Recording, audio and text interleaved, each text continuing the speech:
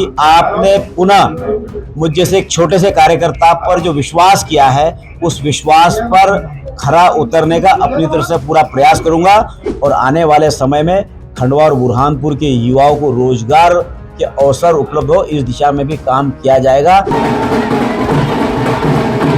माननीय मोहन यादव जी और माननीय मोदी जी की डबल इंजन की सरकार क्षेत्र का विकास में किसी प्रकार की कोई कसर बाकी छोड़ने वाली नहीं है। लोकसभा से पुनः सांसद ज्ञानेश्वर पाटिल को भाजपा ने अपना उम्मीदवार बनाया, जो हमारे साथ मौजूद है, हम जानते हैं। दादा, पुनः भाजपा ने आपको मौका दिया है,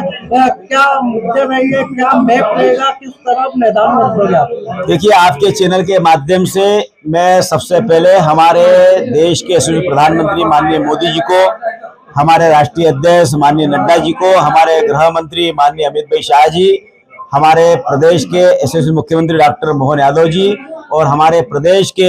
यशस्वी प्रदेश अध्यक्ष माननीय वी.डी. शर्मा जी और पूर्व मुख्यमंत्री माननीय शिवराज सिंह चौहान जी को तहे दिल की से और हमारे क्षेत्र की जनता की तरफ से बहुत बहुत धन्यवाद देता हूँ कि आपने पुनः मुझ जैसे एक छोटे से कार्यकर्ता पर जो विश्वास किया है, उस विश्वास पर खरा उतरने का अपनी तरफ से पूरा प्रयास करूंगा और माननीय प्रधानमंत्री मोदी जी की सरकार की जो गरीब कल्याण की योजना है और क्षेत्र का विकास, ये हमारी प्राथमिकता में है और गरीबों के कल्याण करना ही हमारा लक्ष्य है। क्षेत्र का विकास करना मेरा लक्ष्य है। युवाओं को रोजगार किस तरह से उपलब्ध हो सकते हैं, उस दिशा में काम करना,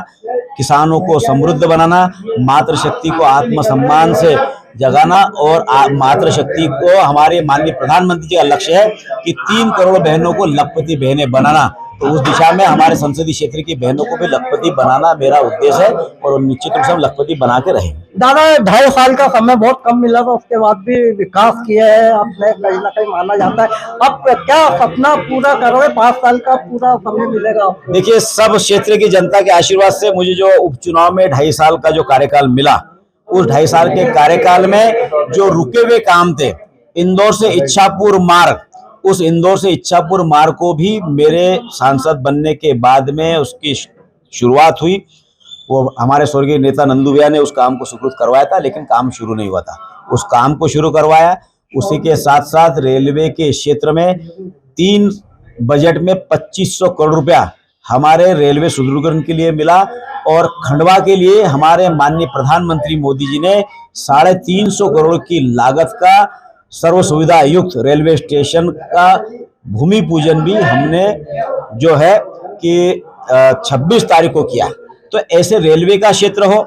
या हमारे सड़क का क्षेत्र हो या नेटवर्क के लिए टावर की बात हो, तो आदिवासी अंचलों में भी जो टावर की प्रॉब्लम आती है, वहां पर भी लगभग 40 के ऊपर टावर स्वीकृत करवाए और उसी के साथ साथ किसानों के खेत तक पानी पहुंचाने के लिए हमारी चाहे हाटपिपले उद्वन सिंचाई की बात हो या हमारे झिरना उद्वन सिंचाई की बात हो या खंडवा उद्वन सिंचाई की बात हो, ये माननीय मुख्यमंत्री हमारे पूर्व शिवराज सिंह चौहान जी ने मेरे सांसद बनने के बाद में इन कामों को भी गति दी और उसकी शुरुआत हो गई। उसके काम भी